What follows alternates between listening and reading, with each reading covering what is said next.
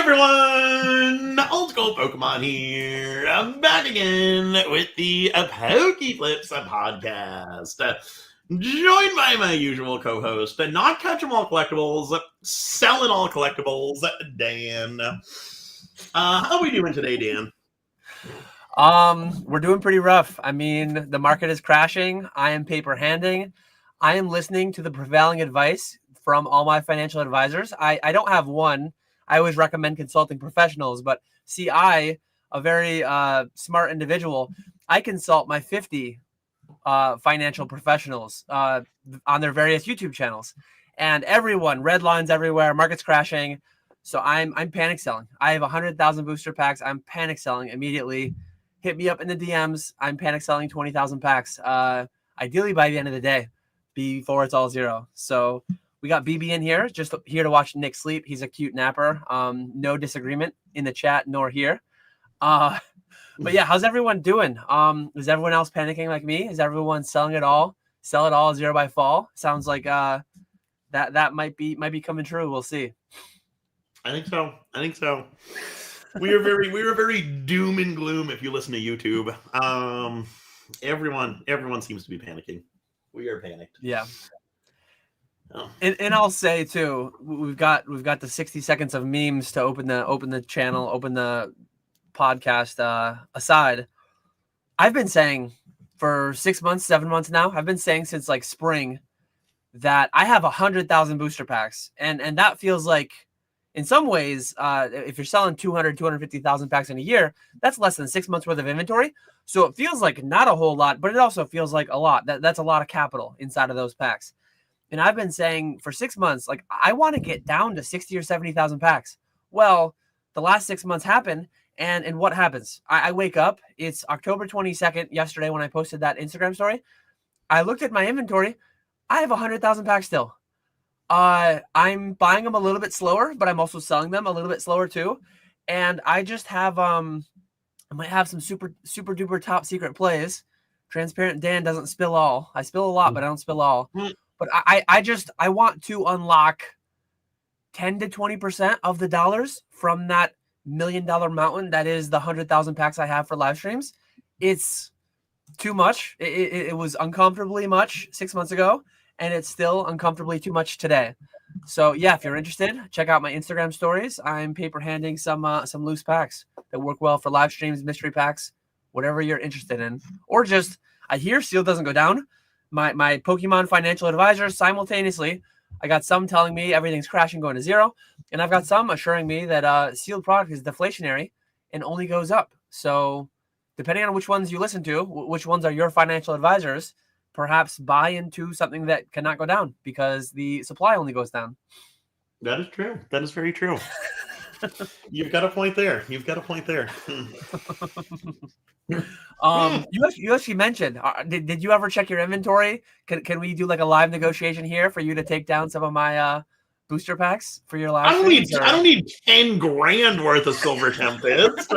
You're selling the garbagey packs that nobody buys. The only one I need is Silver Tempest. But that's where I'm starting. You're Mr. Big Shot, not willing to wheel and deal with the little guys over here. The humble fisherman can't keep up with the banker over there. See, I'll probably go below 10K, but one thing that I was not surprised to be flooded with is, like, I want 100 Silver Tempest packs for 80%. So do I. Like, not really. I think on my buy list, they're probably 75%. I don't think I have any sword shield sets under 75%. I don't think. But it's like, I'm not going to sell these in that fashion. I made like follow-up stories to answer the most common, well, two single most common feedback that I got was, one, paper hands. I got like 10 people saying paper hands, which fair. Two, top signal. So those were the two most, but then the most common reply that was like actually seeking buying some for me was, can I buy a very small amount at a very low rate? That's not what I'm going to do here.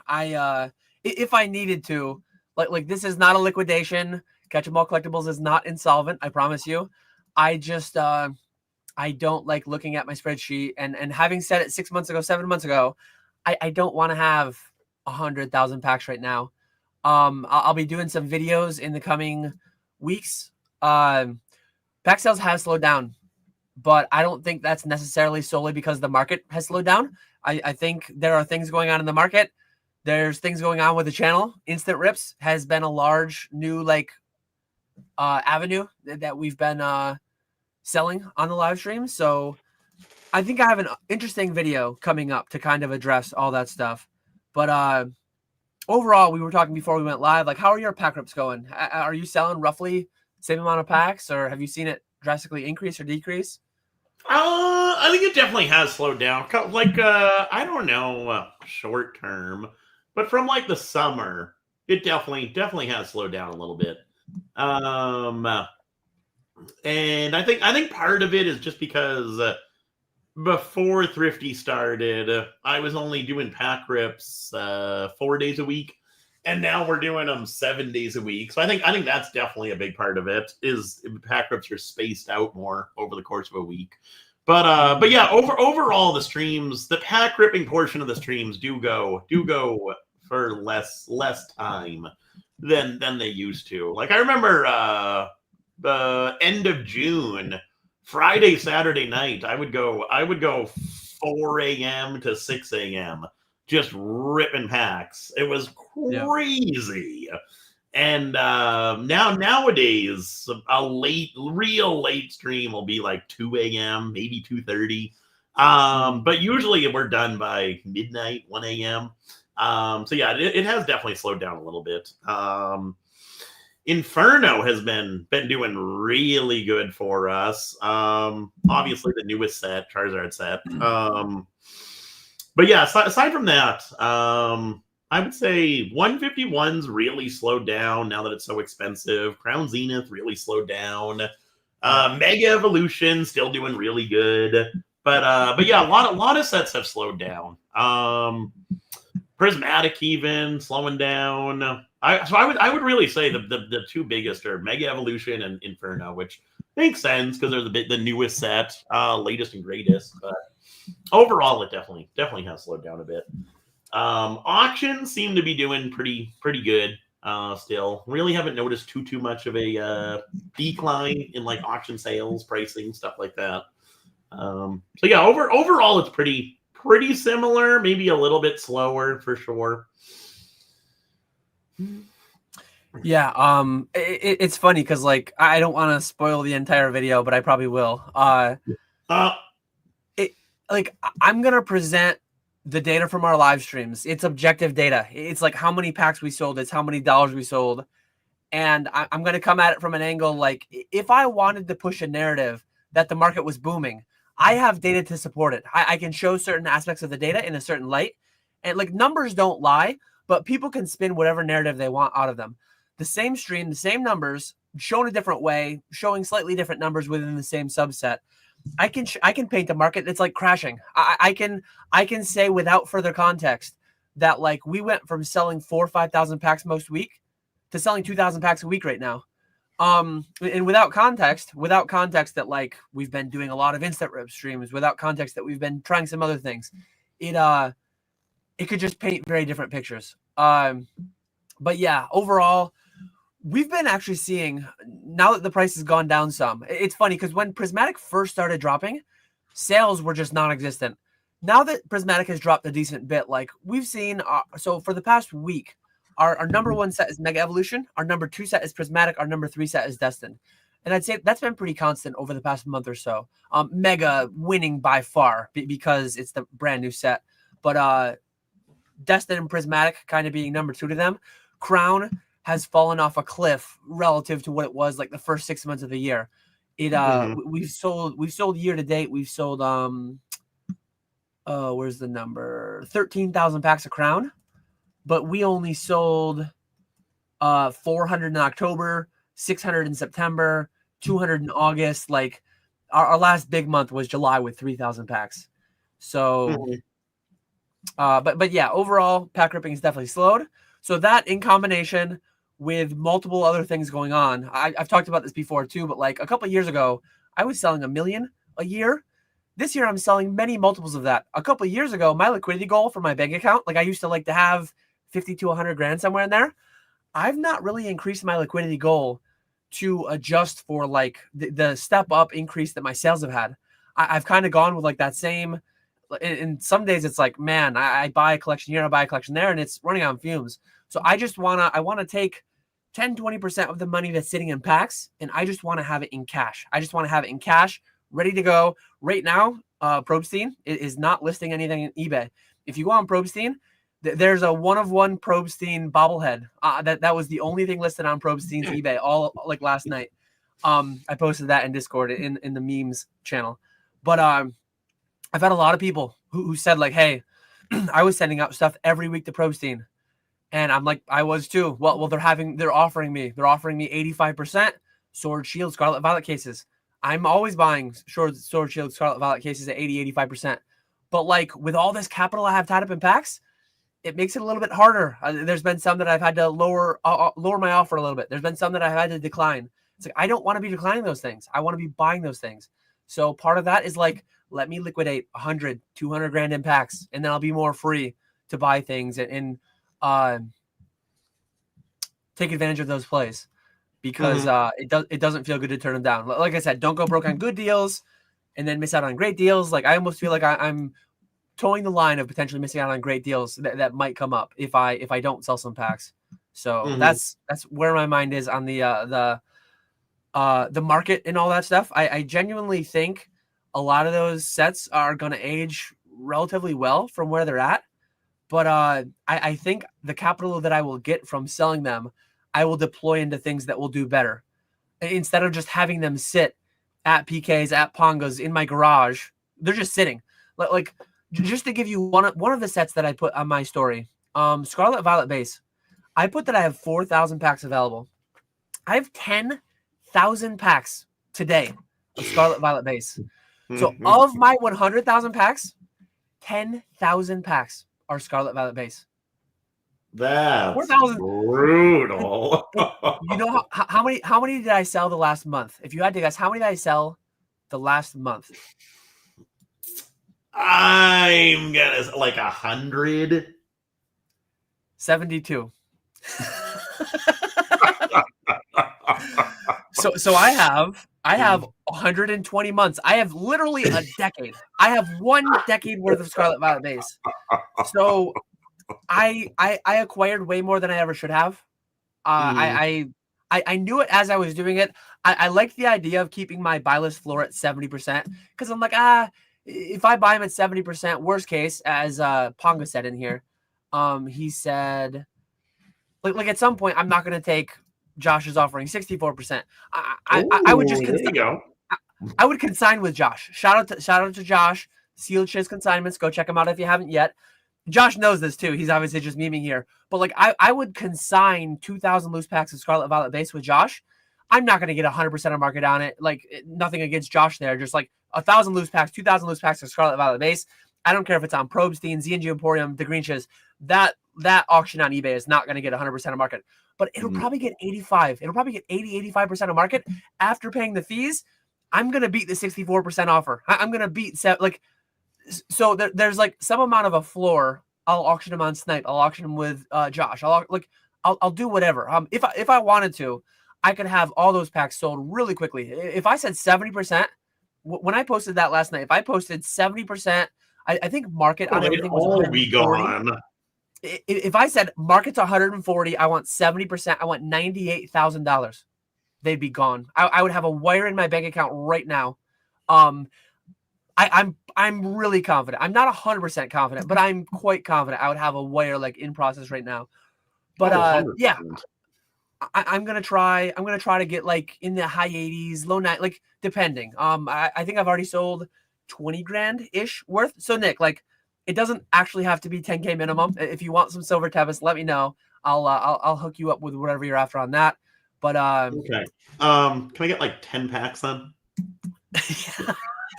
The better price you want on them. It's like, hey, I'll give you I'll give you 85% of market on the Silver Tempest, but I'll do the distributor thing. You got a bundle for every one. Yeah. There we go.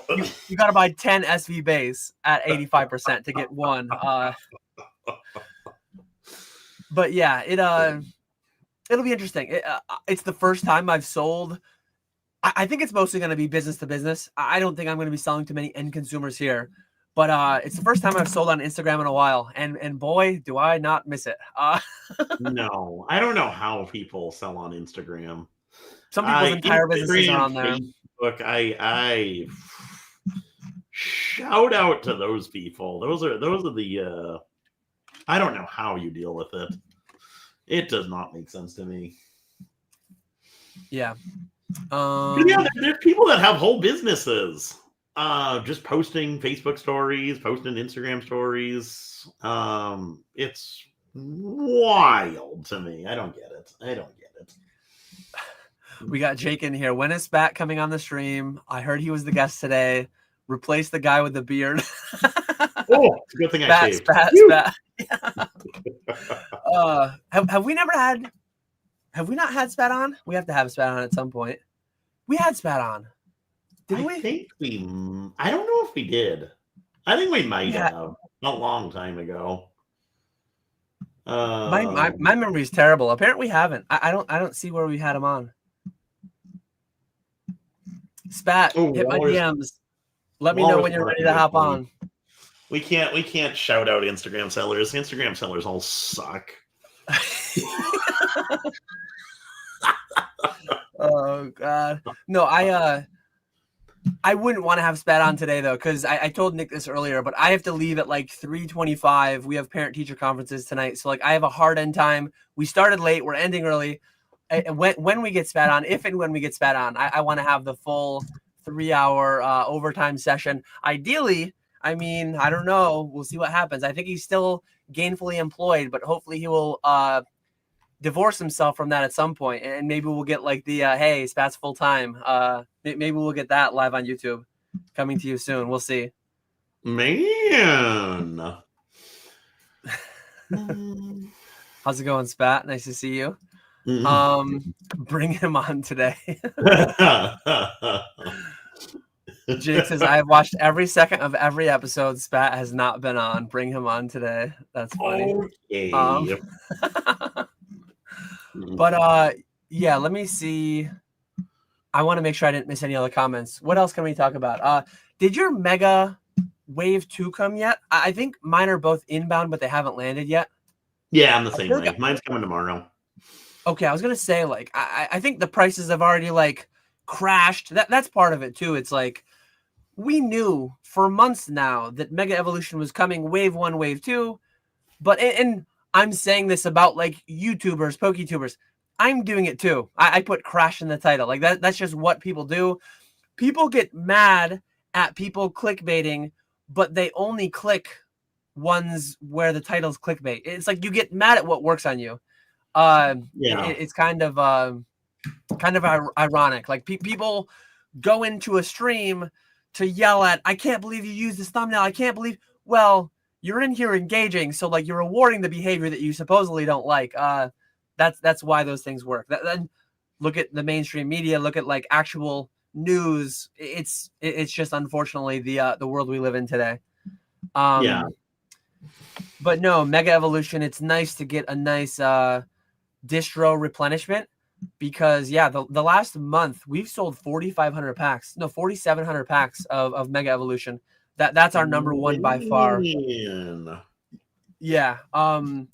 I mean, back in July we were selling 5,000 cards, 5,000 packs a week. We were selling like July was 14,000. May was our peak, 20,000 packs in May on the live streams. But these months it's closer to 8,000 to 10,000 packs a month. Because the packs are a lot more expensive on average, and there's just a lot more things going on too. One thing that I'm not capturing properly either in these, I count English packs. We're selling more Chinese now. We're selling more Japanese. It's never going to be a 1-to-1 comparison, but I need to normalize it better. I need to count Japanese packs, Chinese packs, because they're packs, right? Yeah. What did you say you sold for Mega? I don't think I'm too far behind you, actually. I sold 3,800. You keep those now? You're keeping numbers? Well, it's just on the eBay listing. Oh, okay. Like, I just looked at Nice. the eBay listing. I like that. I like that data. Yeah. We sold 4,732 as of last time I pulled the data, which is like a couple days ago. But that's pretty current information. And in the same time frame, we sold over 1,000 Destined, over 1,000 Prismatic, but those are our only 3 sets above 1,000. We've got a lot of sets with like 100 here, a couple hundred there. 151 was only 135. Crown Zenith. Crown Zenith was actually 380-ish in the past month. Lost Origin over 500. But no, the numbers, like looking at only our pack sales, it's like, oh man, the market has tanked. But when you look at like instant rips having been 0 back in May, June, July, and now they're big number, bigger than 0, that's cannibalizing some of our other sales, right? So yeah, it's impossible to provide like all the context and all the nuance, but that's not really like the meta for YouTube. You take a very small slice of data, you interpret it however the hell you want to, and you just say very emotional driven things about it, and that's what the meta for YouTube is. yeah. But believe it or not, people don't have an unlimited supply of money. People do have a limited supply of money, as hard as that is to believe sometimes. Yeah. Let's see. I all the way back at the start because I've been terrible at starring questions. Speaking of the Chinese, speaking of the Chinese stuff, have you guys pulled the Gengachu from the new Chinese 151? I don't think so. And actually, that brings up something that I want to talk about. I actually just pulled it last Thursday for the first time. It was crazy because we've opened so many of those packs between the coin cases and then like these little starter cases. We've opened so many packs, and I finally pulled one the other day. It was very exciting. Very exciting. I don't think we have, but this is one thing that like we're failing on pretty bad. I told PK and Ponga, like, if they ever wanted to do their own stream compilations, here's the hits. We don't have anybody compiling like we've pulled Moonbreons, we've pulled back-to-back Altars, we've pulled back-to-back base Charizards. We've done a couple things here and there through Fanatics, but we're really missing on like not posting our Grail hits on Fanatics instant rips. And here's the affiliate link. Go hit your own Grails. Here's the Gengachu we pulled. Post it on TikTok. Post it on a reel. Post it on a short, and funnel people into your live stream. I noticed you dusted off the YouTube to do that recently, so I wanted to talk about that. That's not me. That's HiveMind doing that. I figured it wasn't you, but I was gonna ask one who it was. I didn't know if it was HiveMind or Walrus or whoever. But it's crazy. It's crazy how much content you made, and you hadn't been doing that for like two plus years now. 2.5 years. Better late than never. And I'm hoping I'm coming at it from a couple different angles. I don't know if it'll be me or someone else, well, it definitely won't be me. I don't know if it'll be one of my channels or one of someone else's channels. Like I'm fine with PK or Ponga owning their own channel on like hits that they pull from their thing or whatever. But it feels crazy to not be doing that. And I'm saying this a year plus later, still not doing that. So like that's been on my radar for a long time. I think I do all right on the angle of like consignments. When a big consignment happens, it's like I post the highlights of what's coming. I need to be better about posting the actual sales and like, hey, this sold, and that gets a lot of clicks. That gets a lot of engagement. James is really good at that. James is really good at like making the comparison. Black Label to PSA 10, vintage to modern, like those things. You see the comments and people get all angry and like the engagement, the emotion, the engagement, and more people can sign with ZNG Emporium because he posts those stories, like those posts. So it's free real estate, literally, to just post social media around it. I think that's what you need to do. Because like you posting the cards that are up for auction, it's cool, but posting like numbers is so much better. Yeah. I really like James. James hasn't been posting. He posts every now and then. He used to be doing like really good, like doing a post a day. He's slowed down, but that's the stuff I really like to see. Yeah, and that's the stuff. If you look at it like engagement wise, that's the one. The big numbers, anything that will draw emotion out of somebody, you throw it out there as like, hey, this is an objective statement of fact. Here's a comp that was inserted into the ecosystem. That $21,000 Big Macachu. People are going crazy over that right now because the Big Macachu, it was 21,000 confirmed paid. And then it was like 8,000, 7,000, 6,000. I think they're going for like 3,000 or 4,000 now. And the PSA 10s are like $120 now. Not that surprising on that card, but it's good content because it gets people riled up. What do you think the pop's going to be on that card when the bulk subs that are out right now come back? It's easily gonna double from well over 100,000. I don't use this word much, but like guaranteed over 100,000. It's over 60,000 right now. Regrettably 100,000 is not that is definitely gonna happen. I was super late. I wasn't one of the smart ones who got stuff out for 75 like day one. I have a few of them out, maybe 10. I might have 10 of them out because I haven't even used the PSA Vault offer feature. I sent 10 of them direct to PSA at like 40, and I haven't gotten those back yet. By the time I get them back, what are they going to be? $90 for a PSA 10. The raw is 50, so it's like I made no money whatsoever. But I do most of my stuff through CGC Fanatics, PSA Fanatics, like just all sending to my vault and then grading through there. But no, it's like I think they're adding. It's adding. Well, at one point it added like 10,000 in a week, 5,000 in a week. Like it's adding a lot. Yeah, I can't imagine. I think I have 100 in PSA bulk. I think like the Unagaba. I think what they'll do, and I called this on the Unagaba like however many years ago that was, 2 years ago, a year and a half ago. Right now it's already there, so it's not even calling anything. It's going to go to where buying sealed, opening, grading a PSA 10 will make you zero money. It's literally already there. If you buy sealed and you grade it for 40 to get it back quicker, there's already no margin.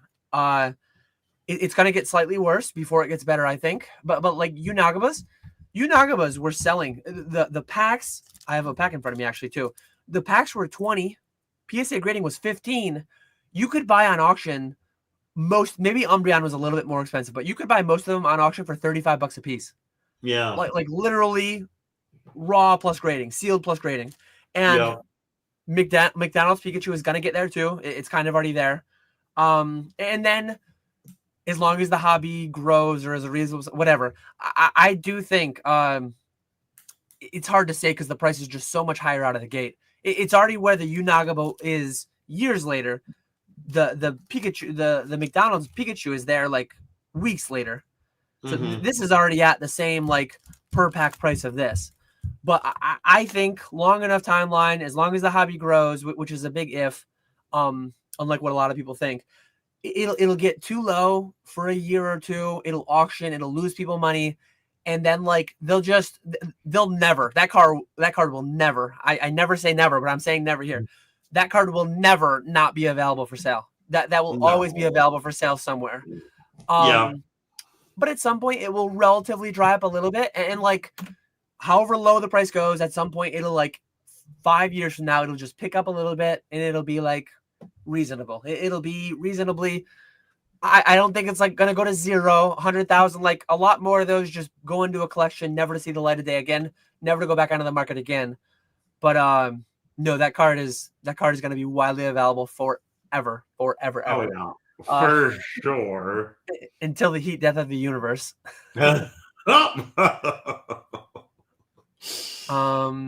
Dan's selling all his packs and putting every penny into Vietnamese bulk to corner the market and fully clog CGC's grading capacity. That is a play and a half right there, but that is not one that I'm doing. Dan, market is crashing. The dream is dead. Credit card interest is compounding faster than I guessed. Should I sell or hold for better days? Mr. E Unit Stunk Doggin 69420. Is that his whole handle? Nick, what financial advice do you have for Mr. Stonkdoggin? I would just double down at this point. There we go. That Martingale. Find a new credit card, open it up, max that one out. That Martingale had quite the system, didn't he?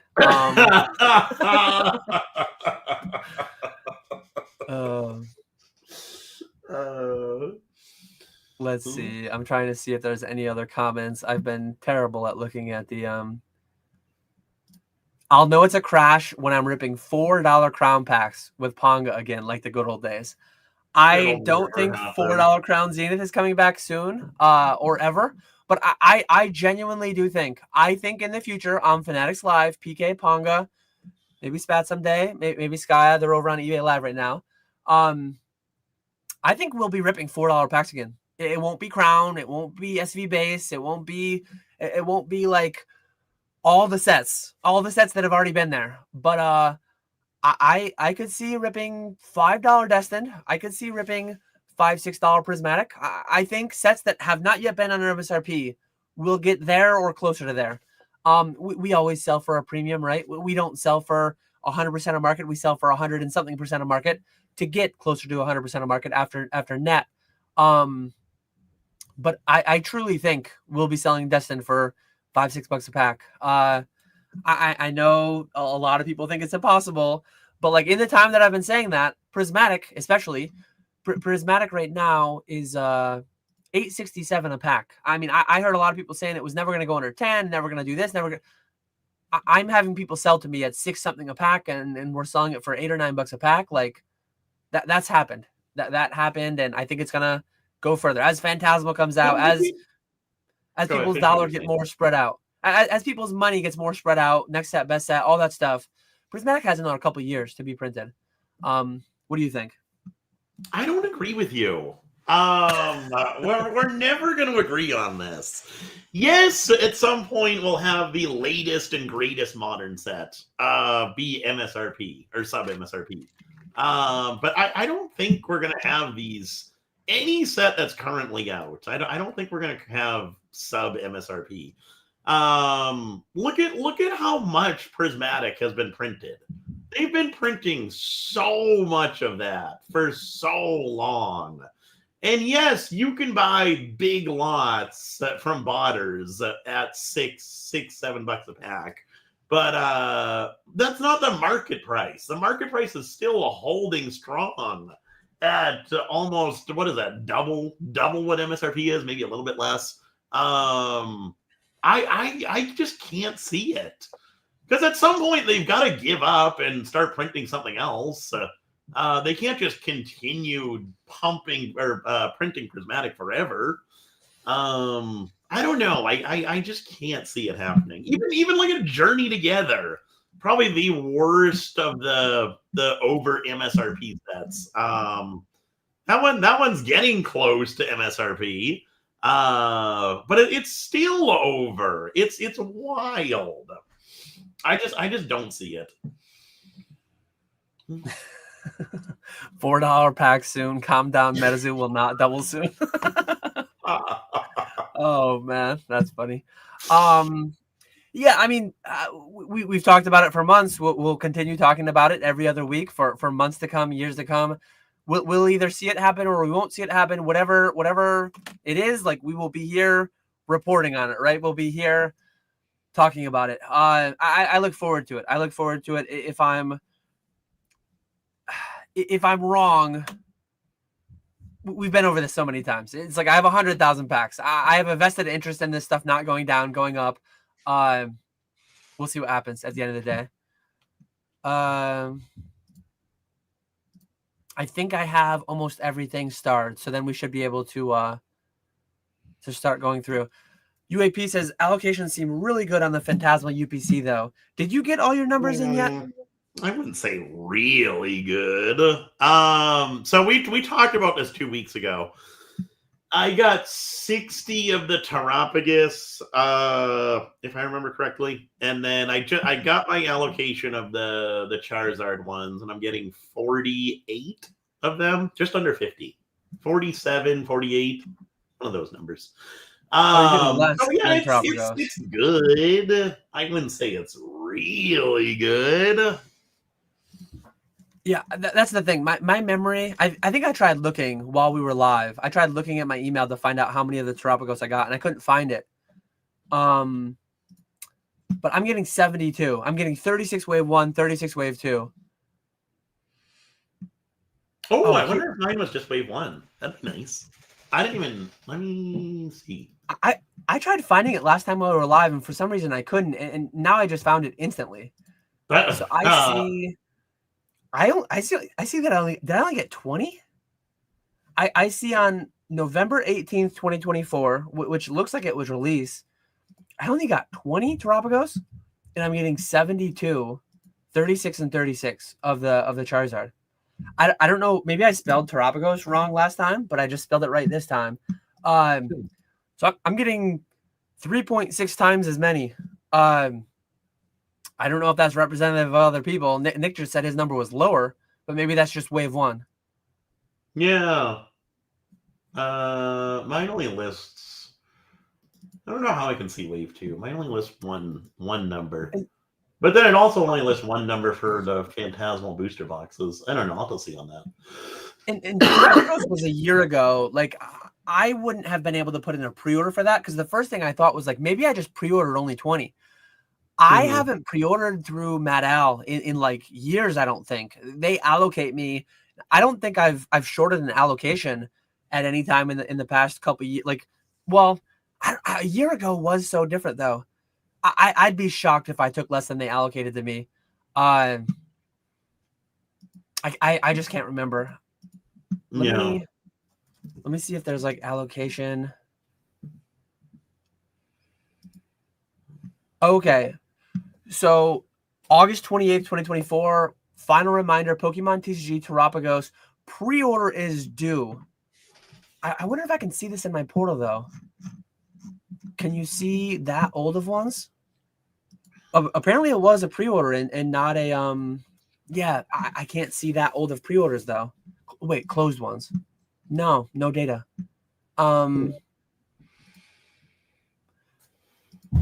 Apparently though, it was a pre-order, it was not an allocation. So there's a chance that I might have just ordered, maybe I ordered 24 and got 20. Maybe I ordered, I have no clue.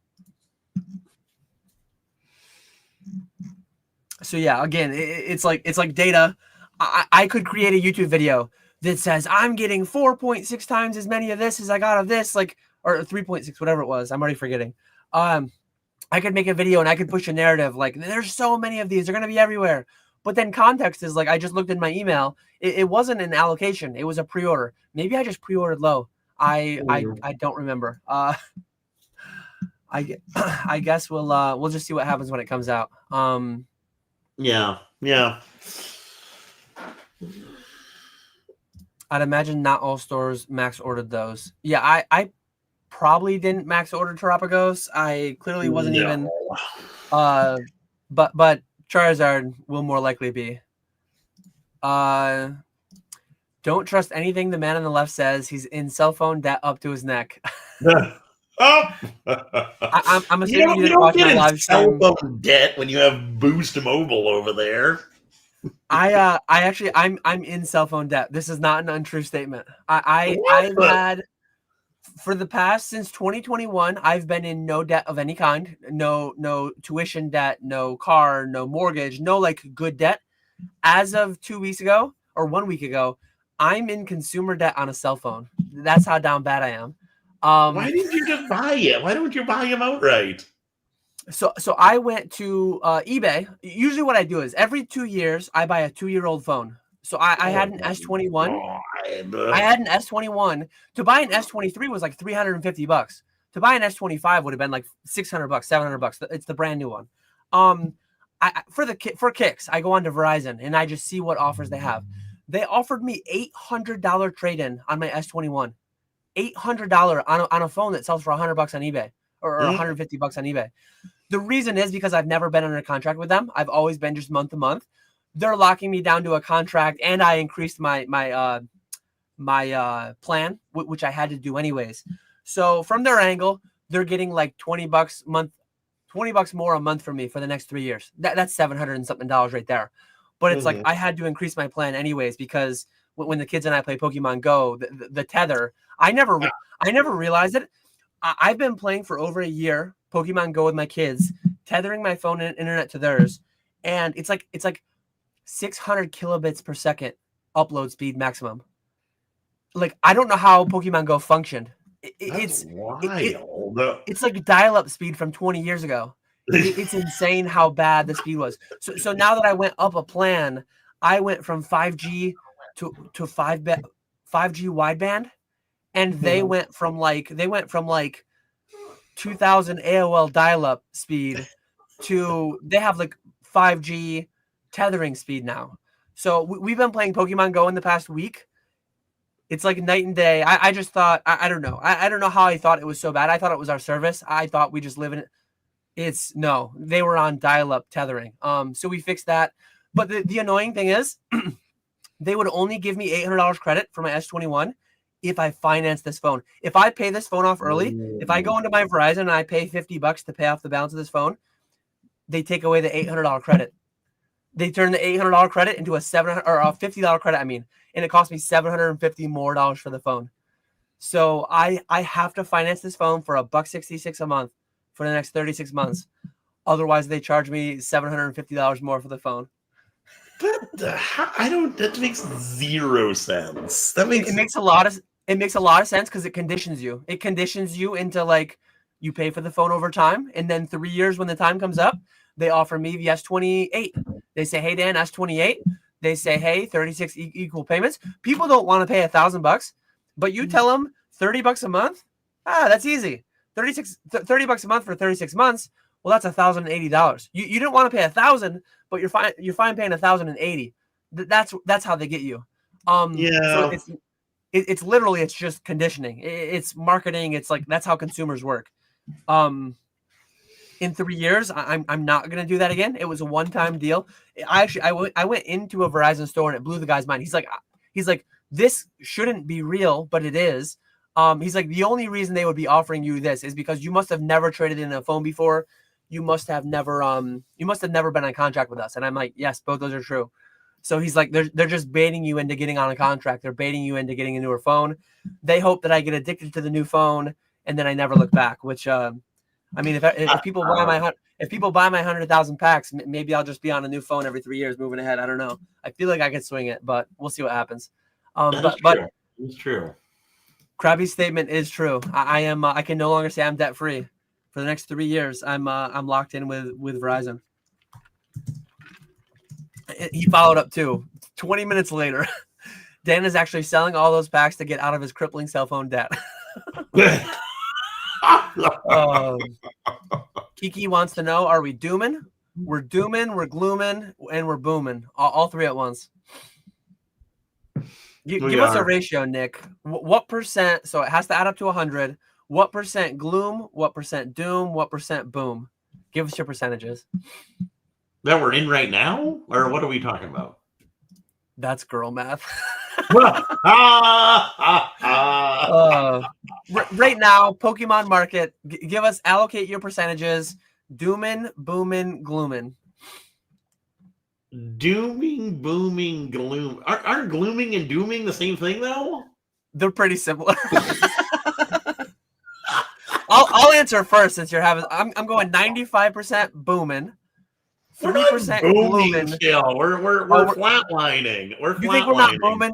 People don't realize a flat line in this market is a boom beyond comprehension. So 95% booming, 3% dooming, 2% glooming. That's what I'm saying. Give us your percentages. I don't think booming is flatline. We're not booming anymore. The graph is now parallel. Nick has that disgusting capitalistic what is it? If you're not growing, you're dying. Nick, that's disgusting banker capitalism that you're talking about here. I'm a happy fisherman. If we could maintain this level forever, this is booming. I would be thrilled with that. But you greedy, disgusting capitalists, number has to go up, line has to go up, print more money, fuel it all. Like, man, Nick, they ought to put you on Wall Street. Come on. Oh. You're Yeah, not gonna no, give we're me doing good. percentages? What? 95% booming. 95% Yeah, booming. yeah, I'll stick with that. I'll stick with that. Yeah. Yeah. Pong is on my side. The newest set is 300. How is that not booming? How are we not booming? Because Mega Evolutions was 300. Flatlining. Oh God. I Oh expected man. 350, 400. Cooley says we're flying horizontally somewhere around Neptune. On what planet is a 10% drop of the last booster box price a crash? Yeah, I mean, man, Nick's on that real. Dropping, crashing, kaboom. Nick's got that title going to his head. He I like that though. That's girl math. Oh man. That's how they get you. This guy's teetering on hearing voices if he's not already. Oh man.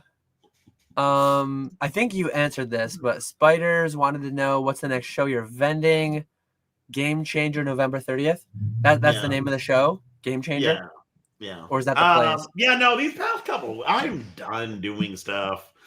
The past 4 weeks have been just wild. We had a local show in Mega Evolution the end of September. Then we had Card Party the week after. Then Collecticon the week after. And then I flew back home to Massachusetts last weekend to visit my mom and sister. So the past 4, it's been something every single weekend. There's a few local shows that I was thinking about going to just to walk around this weekend, but I think I'm just going to stay home and hang out. I am so done doing stuff. I just want to chill. It's a lot. Can we talk about anything with respect to what was that? 18 Collecticons this year? Is there anything that can be mentioned about next year or not yet? I don't know. There's more next year. There's more next year. We'll say there's more next year. It'll be interesting to see. Obviously, Collecticon. What was it? 3 years ago? It was. I don't know. Why am I getting a call? I'm getting a call from my rep. I'm just gonna say live on PokeFlipz. Live on PokeFlipz. Tap in. Yeah, come have our phone call in here. But 4 years ago there was 3 or 4, and then it went from like 4 to 6 to 8 to 12 to 18. Next year's a bigger number. If you think there's a lot of events going on now, just wait. I think the first year they went to like 12. We talked about where they might end up, and I think we teased towards like every other week, twice a month, something like that. And literally, we know we're booming and we're there. Oh yeah. And that's just Collecticon. What's gonna be your Collecticon? Not even just Collecticon. What's gonna be your Collecticon and then like broader convention plan for 2026? Tentatively, like how many are you eyeballing? 3 card parties. However many front row card shows, however many local shows, like it's absolutely crazy. It is. I'm gonna say I think we're already thinking about 4 Collecticons next year. So 4, maybe 5. I'd like to make 1 card party. So that's already 5 to 6 shows, and then local shows on top of that. So yeah, it's a lot.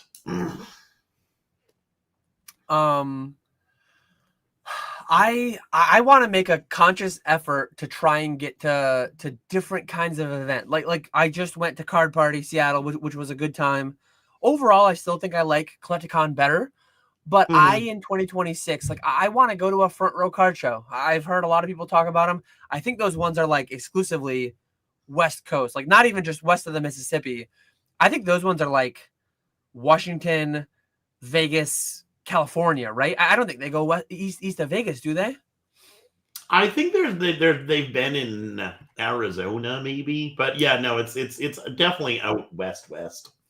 Yeah, and then there's like Legends Expo, and it's so hard because like I want to do a couple of Collecticons, but I want to try to do a card party again. I want to try to add a front row card show. I want to do a Fanatics Fest. So much of my business these days, Fanatics Collect, Fanatics Live. That's probably my number one thing. I can't guarantee it. I don't know the dates yet, but I really want to do a Fanatics. I think Fanatics Fest is just once too. I think there's only one. With how much I'm doing on the platform, it's like I need to get there. I do want a good excuse to go to the casinos. I need to. Getting to Vegas for the casinos will be a plan, because like I haven't been to Vegas since Pokemon Saves the World in 21, right? Yeah. Next year will be 5 years. We're overdue, Nick. We got to meet up there. Yes, again. I was telling Zach the same thing. We gotta have a reunion. Me, you, Zach, Professor Oak, Callie, or Professor Oak. Nick, he wants to come too. Yeah, we'll take Professor Oak too. Nick, a boom can turn up all kinds of people. Look at this guy we got in chat. Skater Nesto wanting to know if he should buy a label printer. Never even heard of him. You think you should buy a label printer, Nick? What do you think? Pros, cons? Break it down for us. Why waste your money? You don't sell anything. What are you going to do with a label printer? There we go. Consign today. Hashtag consign today. No label printer, Ernie. Keep your feet firmly planted on the earth as we boom. Consign it all today. No need for a label printer. Here's a good one. Timmy wants to know, can PokeFlipz host a debate as moderators between Nostalgianomics and a Perma Bear? So can we get like a Sean from Reserved Investments and Alex from Nostalgianomics? Can we host a debate between those two? That would be a fun one. That would be cool. Probably not coming to you anytime soon, but we'll keep it in mind. Question: why do people never account for inflation when comparing pack prices over the years? It matters.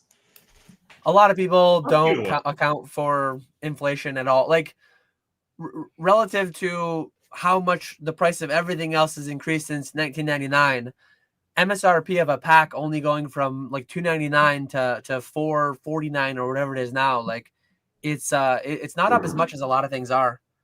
But yeah, right now we're not paying MSRP, right? Market price is like double MSRP or whatever. But I don't know.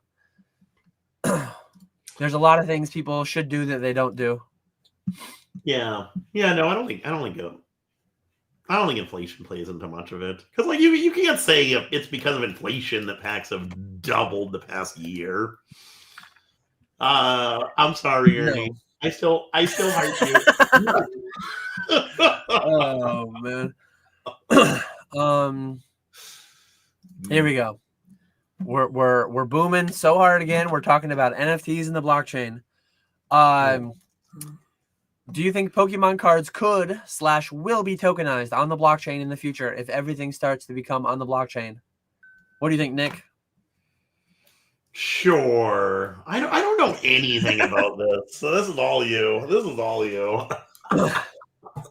I think some are. Aren't there still some cards that are tokenized on blockchains from Liquid Marketplace and different things, remnants of 2021? The blockchain is forever. So I think there's still some things tokenized out there. Will people try again? The advantages are there. The capital incentive is there. So people will attempt it. Yes, I am quite confident in that. I think it's going on today. I think there are various people already engaged in that space. Mr. Wonderful, right? The shark. What's his name? Kevin O'Leary. Kevin O'Leary. He's buying these $10 million sports cards.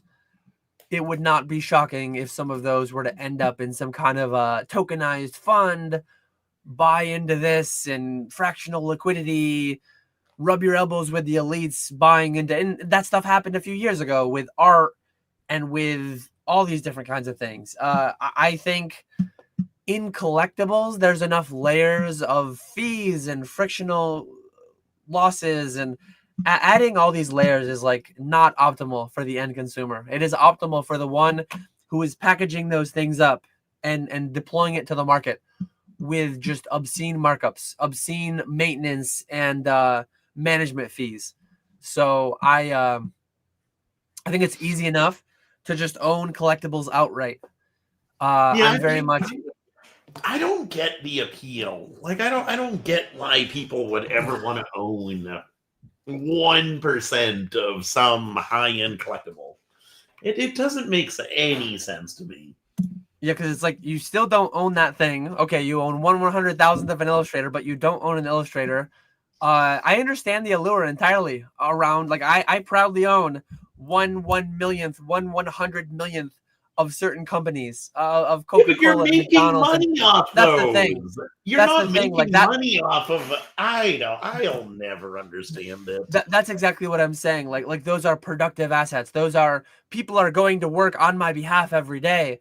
I am owning the productive output of those tens of thousands of employees and so on. So like I understand the allure behind and the incentives behind the people selling them. And they're mostly just selling to ignorant people, people who don't know any better. I say that carefully, cautiously, because some amount of people who buy into those things, they know the risks, they understand the risks, they're making momentum plays, swing plays. Like people have a hard time wrapping their minds around these things, but like people are often like black or white, 0 or 1. It's binary, no gray area. You can't just make a sweeping statement that like buying Dogecoin is stupid. Certain people who engage with Dogecoin are very stupid, but certain people who engage with it are very smart. And there are people that have made millions of dollars buying. It's pushing the lines of what objective is, but like you can almost objectively state that like Dogecoin, it's literally a meme. It was born out of a meme. It is like objectively stupid. It is silly, stupid. It's a meme. Like in its genesis, its origin was intended to be dumb and stupid and a meme. But like you can't just say like buying $1,000 of Dogecoin at various points in history. You can't just universally say it's dumb, because like some people did it hoping it was their retirement. They were being dumb. Some people did it with money they couldn't afford to lose. They were being dumb. But some people did it because they saw how stupid people are, and they're like, I have the money to lose. I'm gonna YOLO gamble $1,000 that might turn into $100,000. So it's like you can't, and people just get lost. People get lost on the fact that like the act of buying $1,000 of Dogecoin, the act of buying. So what I'm trying to say here is like if and when they get tokenized, whatever. I'm not saying that anyone that buys it are dumb, but generally speaking, most people buying it are a lot more dumb than those selling it, I guess is what I'm trying to say. If that makes sense. Yes. Nick followed me, so hopefully others followed along as well. Hawk coin was on blockchain. Hawk to a coin. Yeah, I think that still exists in the ethos somewhere, right? That's still out there. It's still eternalized on the blockchain. Ponga says, I was a Dogecoin millionaire for 2 hours, then I lost it all. Do you remember? We actually met the Dogecoin millionaire down in Vegas at Pokemon Saves the World. I don't remember that. You don't remember that? He almost opened my packs. It was him and I don't think you ever said that. I think it was him. Remember how they had the ball thing they drew to see which packs would get? Well, they got mixed up, and like my packs were on the stage. I think it was maybe it was PokeJew. I remember I met the Dogecoin millionaire, and we met PokeJew too. And it was one of the two. It was PokeJew, Bonnie, and then a few other people up on stage. Yeah, and my pack almost got opened by other people. I'm gonna go back and see if I can find my I want to find my recap video on Pokemon Saves the World, because somebody opened my last from Base Set Unlimited, and I was like, these are my packs. There's no way anyone else is opening them. And then I ended up awkwardly getting up onto the stage to open my packs before the Shadowless got opened. And then you remember what I pulled from Shadowless, right? Like that was Charizard. I pulled the Charizard, and then I pulled, so right here, I found my 16-minute recap video that I made like, how many years ago is this? Should be 4 years ago. Yeah, 4 years ago. 712 views. Ooh, killing it. I probably say it in the video. But someone almost opened my packs. I can't remember who it was. Let me see if I can see the transcript. Anyways, my packs were almost opened up by other people. I ended up getting on the stage and opening my Charizard, opening my Magneton. But yeah, that Magneton was my base first holo. That was crazy. Do you still have those? Yep. Those are PC. Those are PC. Yeah. Do you still have yours? I kept the graded ones. I got my Squirtle. I got my Zapdos. I still have my whole packs. I have the whole packs from I think I'm pretty sure I have the contents of the whole pack. Yeah. I think I added the bulk into a bulk box and sold it off at some point. I've got the pack wrappers though. That's kind of cool. Yeah, I have it right here. Timestamp. I guess I can share this quickly. I'm gonna share this really quickly, but it was almost opened. It was almost opened by the Dogecoin millionaire. So here's my video. Here's my video from 4 years ago. There's no shot. I guess I can zoom in. But yeah, my second set of packs were right there. They handed them off to, I believe it was the Dogecoin millionaire, opened up my unlimited pack. And then PokeJu, yeah. So Dogecoin millionaire opened up my unlimited pack. PokeJu was about to open up my shadowless pack. What? And you not know how to spell Jew? that's the transcript on YouTube. Okay. That's not something that I typed. So I thought those were your timestamps. Yeah. Okay. That was not a transcript that I wrote. That was the auto-generated transcript by YouTube. But that's funny. I got on that rant because we were talking about the blockchain and we were talking about NFTs and stuff.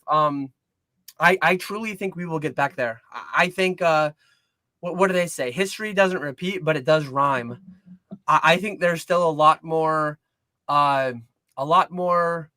desire for pawning off these packaged up things on Timmy's in the form of digital assets, blockchain. That just lends itself so well. People learn their lesson because, like, are NFTs still a thing?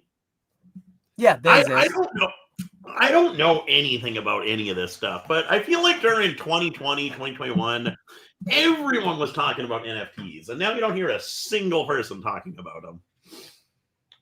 They still exist. There's all that stuff is still going on. Not anywhere near like it was. Like it was crazy for a while.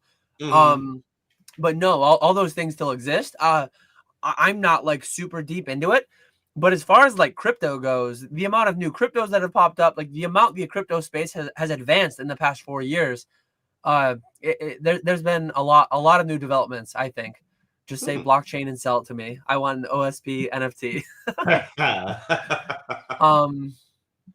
But yeah, it's wild. It's wild. That's a lot of people commenting. Like 4 years ago, that video was 4 years ago. That is nuts. That is I've been on YouTube for 4.5 years now. That was 6 months into my YouTube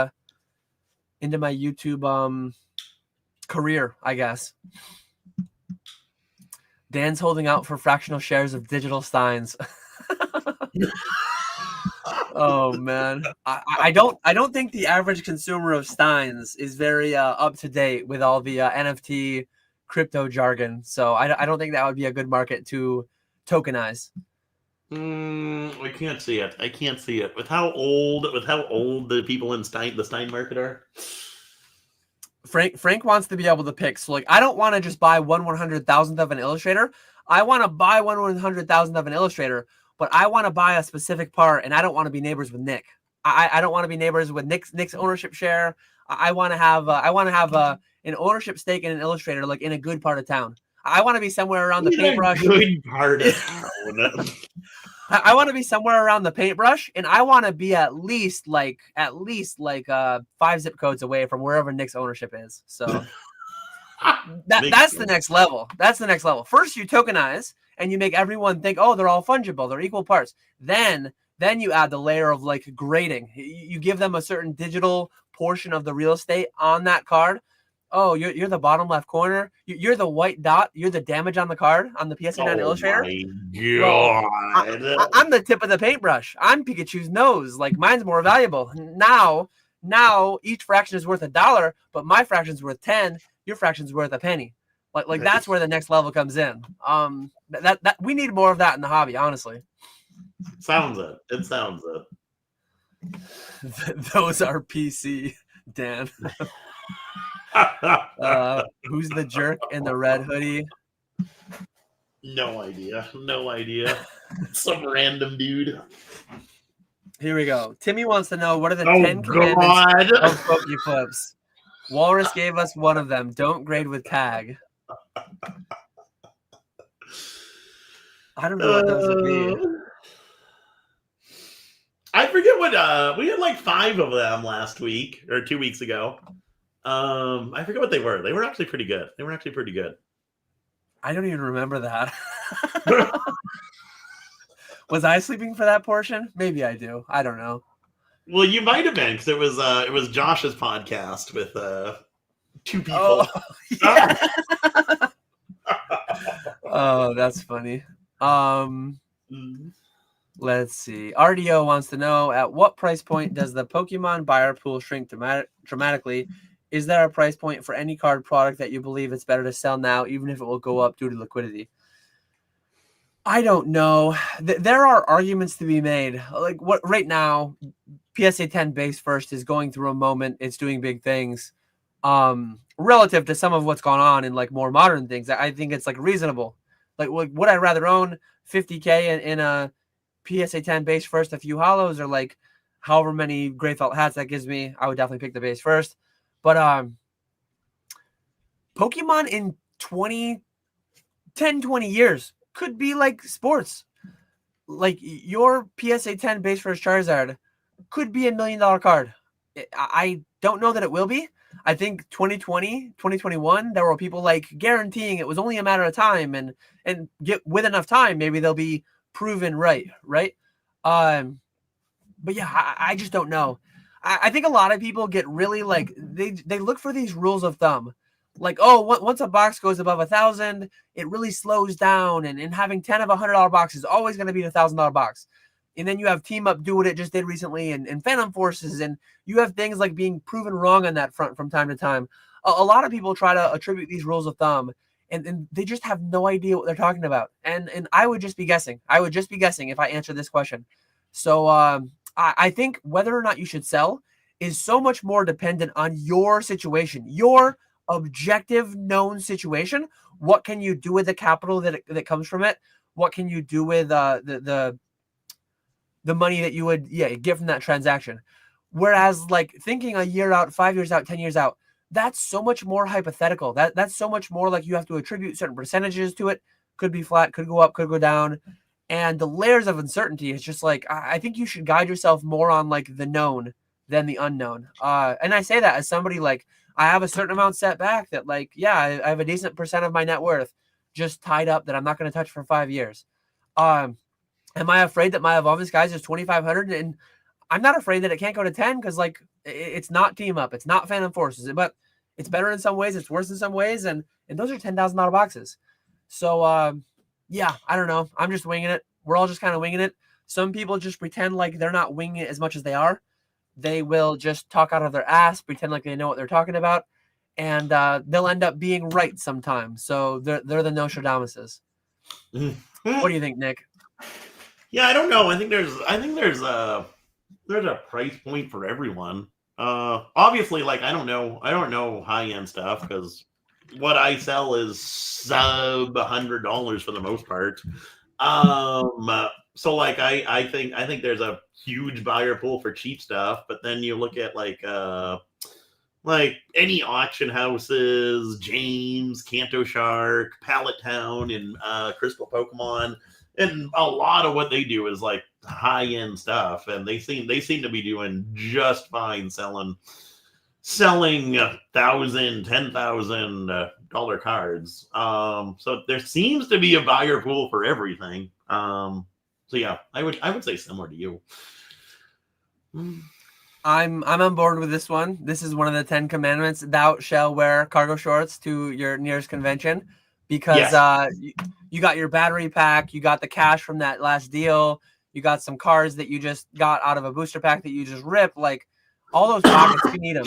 You need them at conventions. You got your emergency granola bar. if you don't end up getting lunch anywhere throughout the day.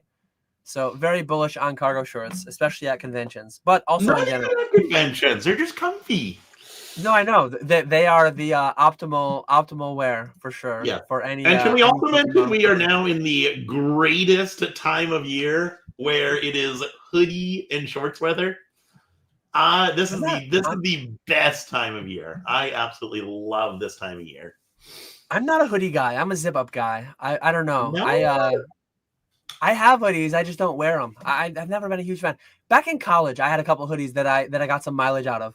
But these days, I'm just a zip up guy. Man, no, I love my hoodies. I don't even know what it is. Like I don't have anything against hoodies, but let's see. What is Ponga talking about? Did you see that? What Rev mentioned James in his latest video? I don't watch PokeRev videos. I don't know. Yeah, what a loser, Ponga, watching PokeRev. Ponga, what happened? Ponga, give us context. Give us context. Mm-hmm. He probably was just talking about comps. He probably was just talking about like, hey, this card sold. Revealing my $100,000 Pokemon promo cards.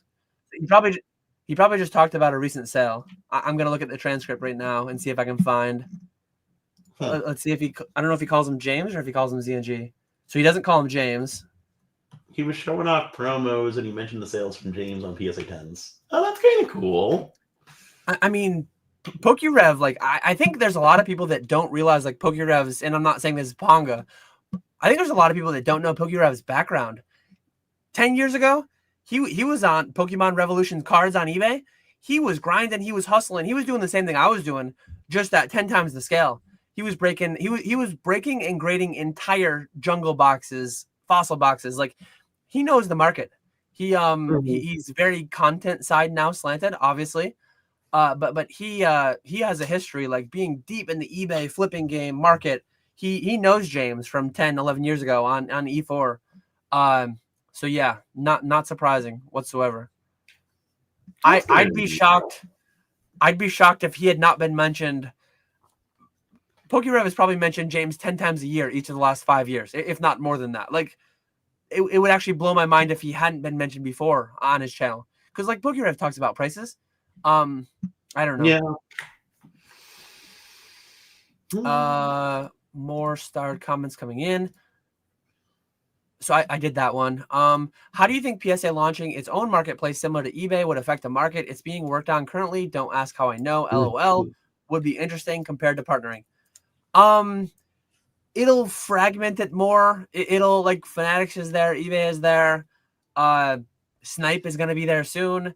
The more fragmented it gets, like competition is good for the end consumer, I think, largely. You'll have competition on lowering the fees. You'll have people trying to tease people into their platform. So it's good from that perspective. Buying side, I don't, Nick, do you bid on Heritage and Golden and eBay and Landry Pop auctions and Fanatics? And like, I'm not on all these either. Occasionally, like I bid on Landry Pop fairly hard. Sometimes I bid on Rare Candy fairly hard. Sometimes I bid on Alt fairly hard. I'm on all of them, but I'm not on all of them all the time. So like one opportunity that opens up is just straight platform arbitrage. And will that be from eBay to PSA? Will that be from PSA to eBay? Depending on the given day, like it'll probably be a little bit of everything. There are definitely certain cards that I think do better on Fanatics generally than do better on eBay. So I've always had a little bit of like platform arb going on. I think that'll just always be a thing in an inefficient market like Pokemon. What do you think? Yeah. I don't know. I can see the appeal for PSA wanting to do it. I think it makes sense. I think they'll do well. But I almost think why not just stick with eBay? Why not stay on eBay? Maybe I'm a little biased. Because that's what I like the best. Peak said he deleted the question. It's been nice being financially stable.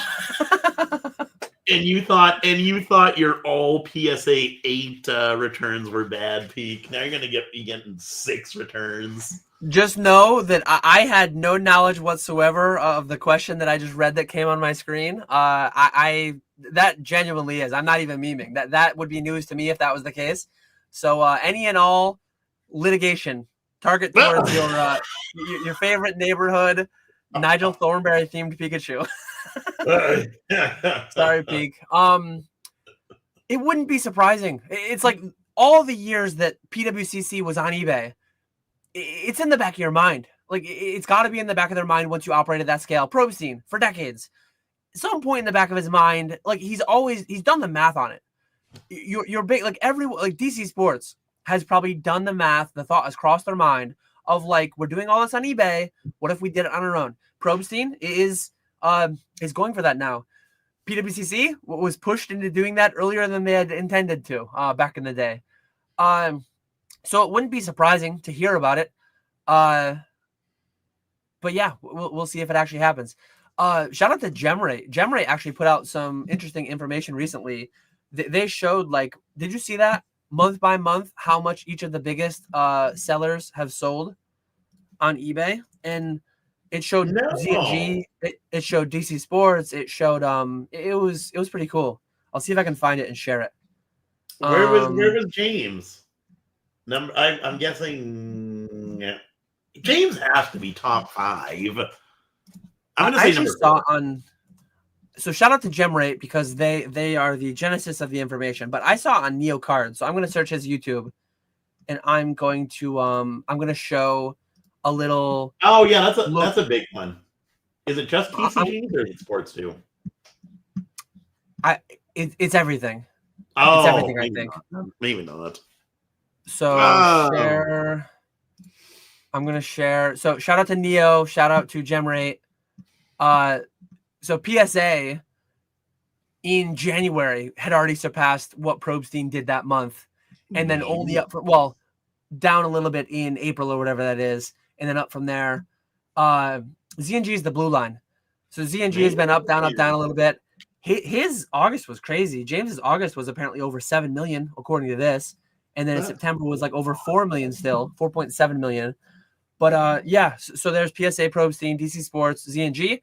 One thing that's crazy though is like Probstein he's gone. Last week, if you looked, he had hundreds of listings, thousands of listings, and now he has a bobblehead. All he has is a bobblehead. So it's let me actually pull that up if it's still there. eBay Probstein 123. I want to show the bobblehead. Yes. So bobblehead. One of one bobblehead. That is the only item available on Probstein right now. So he's officially pulled everything. He's gonna open up Snipe in like a little over a week or two, I think. So but yeah, it's crazy to see. PSA sold 18.6 million last month, Probstein 12 million, DC Sports 7.5 million, James 4.7 million, and then ComC and Four Sharp Corners and Greg Morris, all these other sports consignment, MC Sports. But James is up there with the big boys, and Probstein's gone now. Yeah, I'm surprised ComC's not higher, but they do a lot of low end stuff, I guess. A lot of cheap stuff. Yeah. Clipped into a lawsuit. You can't make this stuff up. Hey, Peak, welcome to 2025. I don't know if your parents never told you when you were younger, but once it hits the internet, it's never gone. There's no such thing as deleting a comment. Apparently, StreamYard side does not delete when a comment's deleted on YouTube. But sorry for that. If I knew you had deleted it, I wouldn't have put it on there. It is what it is, though. So if PSA halved the price of their buyback offers, how much do you guys think that would affect the current market? So this is one thing that I heard talked about with respect to Neo's video and GemRate's data. That 18.65 million, presumably that is only for cards actually sold on eBay. Presumably that does not capture the PSA Vault offers. So like if they're selling 18 million on eBay, how much are they selling just through their offers? No idea there. And going back to what's that? That's buying. Like PSA is buying those cards with the offers. But if PSA is buying it with the offers, that means it would have otherwise been sold on eBay, right? It would have been sold through James or through PSA. I see what you're saying. I see. Yeah. So there's 18 million being sold on eBay, and then there's like, is it 2 million? Is it 20 million? We don't know. How many millions are being sold through the vault directly to PSA through their offer, and then not going to eBay, not going to a convention, not going anywhere else, going straight to GameStop power packs. No clue. I wish we had insight into that. But how much would that affect the market? I don't know. Obviously, GameStop's money, PSA's money, Fanatics money, all this money is competing for the instant rips, for the power packs. What percent of the boom is caused by that? No idea, but I would say a sizable portion. I would say it's a sizable portion. So if and when, if three things happen next week, if on Monday, if Fanatics said instant rips is done, please Fanatics don't do that. If GameStop said power packs are done, if PSA said vault offers, like not even just have them, just get rid of them. We're done. That would have very bearish, negative, red lines down effect on the market in the short term. Those things are largely fueling what's going on right now, in my opinion, at least. You don't think you just have another company take over and buy, like Fanatics come in and say, okay, now we're buying. Well, Fanatics is buying right now. I'm saying Fanatics and GameStop and PSA just stop buying. Those three are. I think if you have all these major companies stop buying, that would be pain. That would be pain. I don't think they're going to. If you have one of them leave, I think just another one's going to come in and take over. I think you'd have to have multiple of them leave. Yeah, I agree there. They both have billions to work with. GameStop publicly has $5+ billion in cash just piled there. One thing. One thing. I don't know if it still goes on, but someone in my Discord, posted. I guess they base everything off like your offer off the label, which makes sense. So like someone had it was like a Radiant Collection Charizard that was mislabeled as the Play Series Charizard. And so the PSA offer, I forget what it was, but it was like $300 when the card was like a $20 card. So I didn't know you could play around with it like that too. It's all tied to card ladder. Well, PSA and Fanatics would both they would decline taking a card into the vault that is mislabeled, but they're not perfect, right? Like sometimes cards are mislabeled, sometimes they don't catch it. We had we and they're probably in here right now. We had somebody do an instant rip with us through a live stream, and they hit a I forget if it was a Grail or a Chase, but the card in English was over $1,000, and the foreign card that it was, Portuguese or whatever, but it was labeled as English. It was only a couple $100. So they hit a Grail. They had a sellback offer available to them for like the English equivalent. Well, they fulfilled the card to them because they didn't know it wasn't English. They just didn't realize until they got it in hand. And then once they got it in hand, they realized it wasn't English. So in an event like that, like I've had consigners send me cards that were mislabeled that Fanatics will not auction. If they catch it, if they know it, they will not auction it. They will not vault it. They will not instant rip it. But millions of cards, some fall through the cracks for sure. Oh yeah. And yeah, in that instance, in other instances, similarly, if you open a GameStop power pack and you get $1,000 card that's actually $100, just take the 90% buyback, and then I don't know if you can flag it. I don't know if you can put like some kind of a request in saying like, hey guys, you have the wrong thing here. Ideally, you let them know that, but yeah, I don't know. No, just pawn it off on the next person.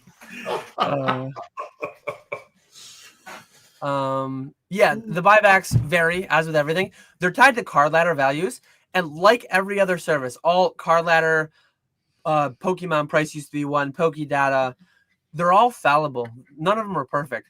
So sometimes card ladder will value a card at $2,000 that last sold on eBay for $1,000. Sometimes card ladder will just be way off.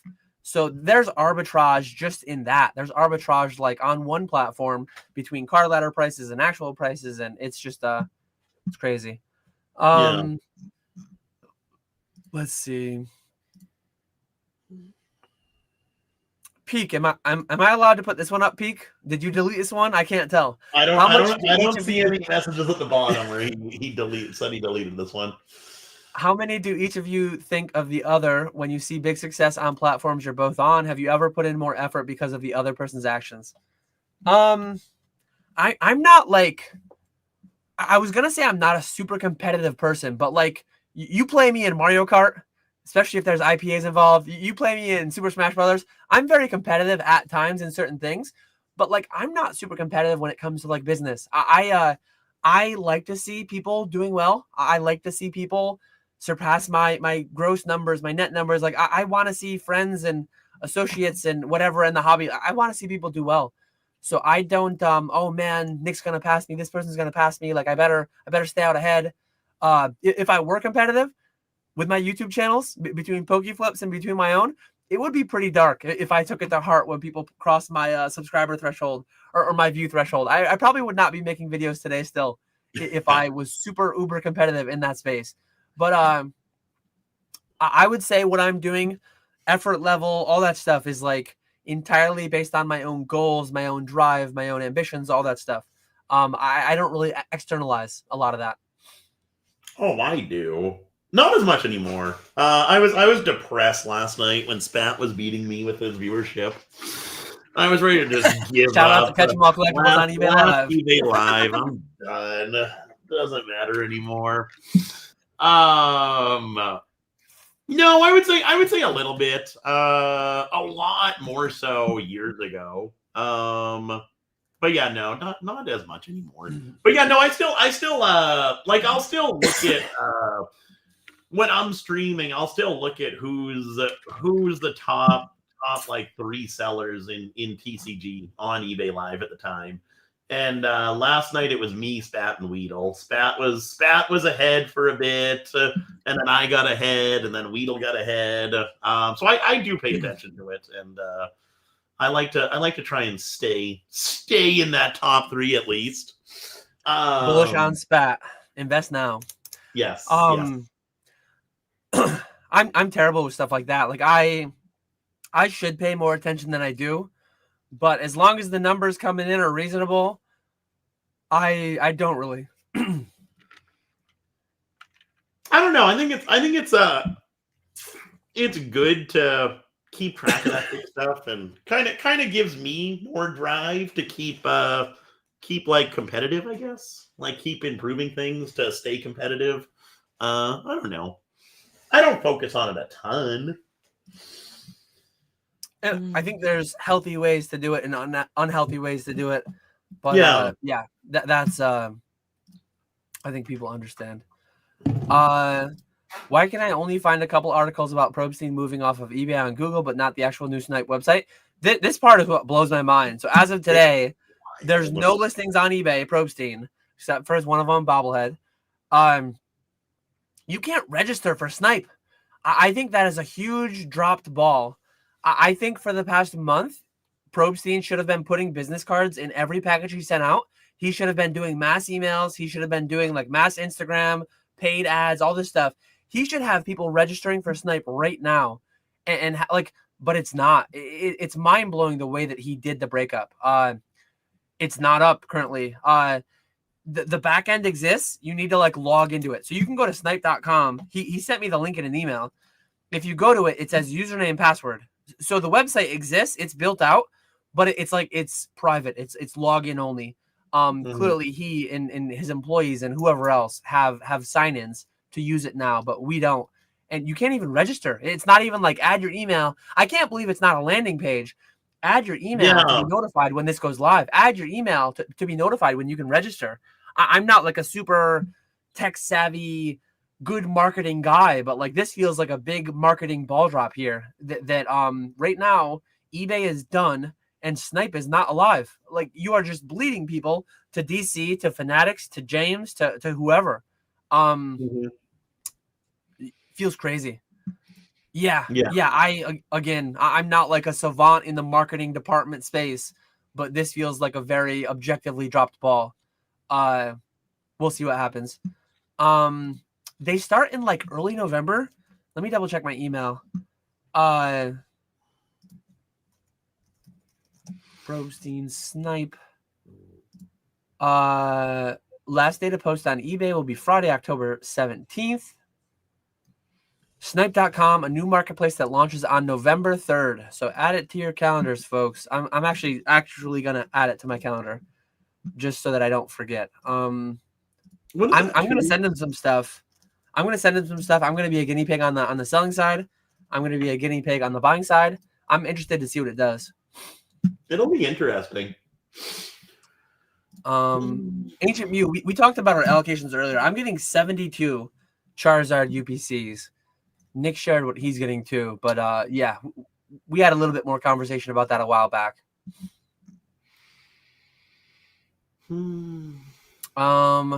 I do have to hard stop in 10 minutes, so I'm going to try to rapid fire some of these. How many of the vaulted instant rips / power packs do you think actually leave the ecosystem? Incentives seem to encourage selling back regardless if good or bad. Pull, part 1. Part 2, if high enough sell back, do you think these companies significantly turn down the buying spigot in vault offers? How does that impact the market? I actually have been told by fanatics roughly what percentage gets sold back. That is just something that I don't think I'm supposed to share. So the rare time that Transparent Dan becomes opaque and says, I know, but I can't tell you. I've heard some people speculate as high as 95%. It's nowhere near that high. It's nowhere near as low as 10% either. So there's as much as I'm going to give you. In a perfect world for me, as the seller of these things, 100% would sell back. They would spend $100 and they would sell it back, and spend $90 and sell it back, and $81 and sell it back, and $72.90 and sell it back, right? You can do the math on the decay of times 0.9 to the X. And $100 can be spent like $100 can be spent like a lot of dollars can be spent off that same $100. Sold back, rebought, sold back, rebought. It's actually crazy. But yeah, I don't know what the numbers are for power packs. I don't have any insight into that. But what do you think on all that? I don't know. I would be curious to know how many get bought back or sold back. I don't know. I feel like the majority would keep their cards, just like based off of like what my live buyers are like. Yeah, but I have no idea on that. That would be interesting if you can ever reveal that number. Yeah, because I feel like a lot of live buyers are more buyers than sellers. And then obviously, like if you pull a chase, you'd probably sell it back. But yeah, that would be interesting.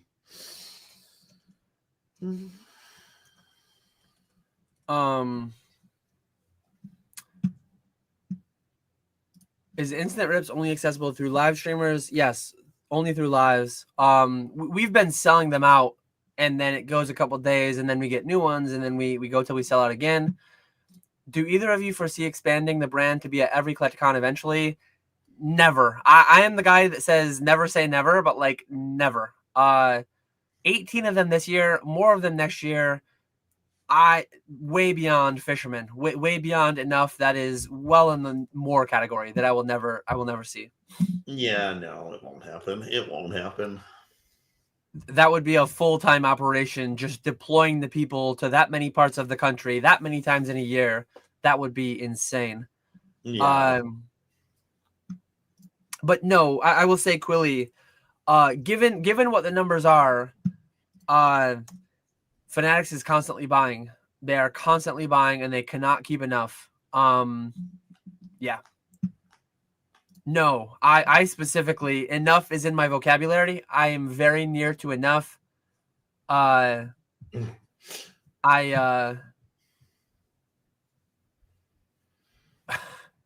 Belly says, what happens if you don't pay the tariff bill? Isn't it illegal anyways? That's hilarious. I don't know. I would not advise. To the man, Fat Belly. Don't pay it.